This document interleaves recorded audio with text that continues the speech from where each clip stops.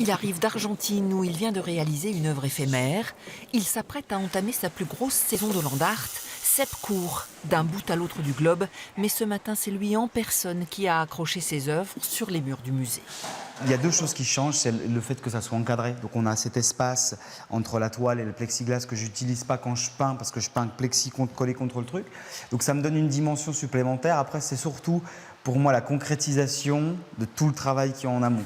Une trentaine d'œuvres inédites réalisées dans son atelier vont être exposées au Popa, un travail intimiste qui vient compléter ses performances en extérieur, un subtil équilibre qui convient parfaitement au personnage.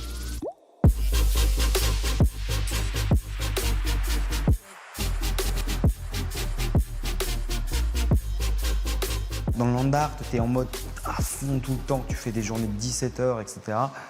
Et c'est très très dynamique, tu pars à l'étranger. Alors que là, je suis plus avec moi-même, dans mon atelier, tranquille, j'ai un rythme qui est différent.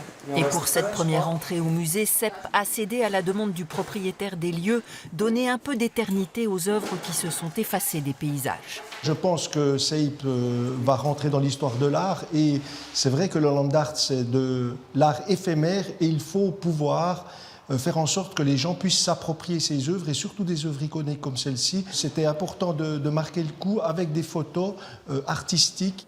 Autre surprise de cette exposition, 2 performances en préparation, un mini land art sur de la mousse et une œuvre optique en 3D, un avant-goût du projet fou que Sepp va réaliser dès le mois de juin. L'idée, c'est de traverser au moins 20 villes partout dans le monde. Donc là, et de créer la plus grande chaîne humaine jamais réalisée. Dans la symbolique, parce que ça va représenter des mains poignée contre poignée. Et la logique, c'est que cette chaîne, elle partira au début de la Tour Eiffel, donc au mois de juin, et l'idée, c'est qu'elle fasse le tour du monde. Rendez-vous sur le Champ de Mars dès le 15 juin, et d'ici là, sur les murs de l'étonnant musée suisse qui l'accueille.